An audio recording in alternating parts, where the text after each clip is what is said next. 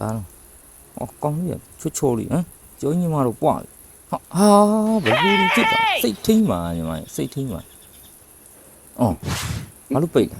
အော်ဒီမှာဂလိုင်းခောက်တော့မှာဂလိုင်းခောက်တော့မင်းတော့ကတော့ easy ပဲနော်အကာအကွယ်နဲ့ဟောဒါပါဟာရောက်ရှုံးဆိုတော့လိုကောင်မျိုးပြပါပြီရောက်ပါအတွက်ကြီးဟောဟာဟိုကောင်တော့ဘာတွေ့